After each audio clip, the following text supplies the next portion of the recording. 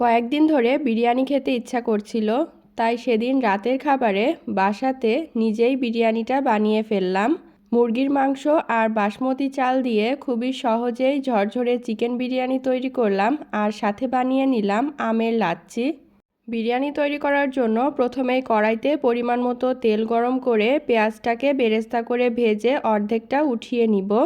তারপর সেই পেঁয়াজের মধ্যেই দিয়ে দিব কেটে ধুয়ে রাখা আলু আর মুরগির মাংস। মাংসটাকে তেলে কিছুক্ষণ ভেজে এর মধ্যে দিয়ে দিব এলাচ, দারুচিনি, তেজপাতা, আদা রসুন বাটা, জিরা গুঁড়া, ধনে গুঁড়া, শুকনো মরিচের গুঁড়া আর স্বাদ অনুযায়ী লবণ। তারপর মশলার সাথে মাংসটা ভালোভাবে কষিয়ে পানি দিয়ে ঢাকনা দিয়ে ঢেকে মাংসটা আরও ভালোভাবে কষিয়ে নিতে হবে আর সিদ্ধ করে নিতে হবে।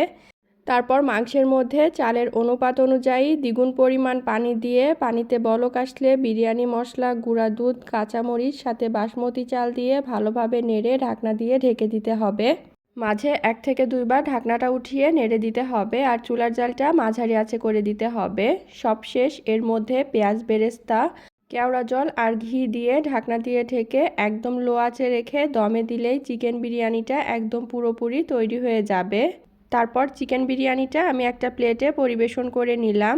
এখন আমের লাচ্ছি বানানোর জন্য একটা ব্লেন্ডার জারের মধ্যে ফ্রোজেন করা পাকা আম, সেই সাথে বাসায় বানানো টক মিষ্টি দই আর 1 চামচ চিনি দিয়ে ভালোভাবে ব্লেন্ড করে নিলেই আমের লাচ্ছিটা পুরোপুরি তৈরি হয়ে যাবে।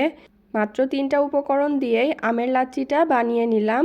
এখন টেবিলটাকে নিজের মতো করে সুন্দরভাবে সাজিয়ে নিলাম। চিকেন বিরিয়ানির সাথে খাওয়ার জন্য আমি কিছু কাবাব ভেজেছিলাম আর সাথে ছিল সালাদ। আর এই তো বাইরে না গিয়ে বাসাতেই একটা শর্টকাট সুন্দর আয়োজন করলাম আর খুব মজা করে চিকেন বিরিয়ানির সাথে আমের লাচ্ছি খেলাম।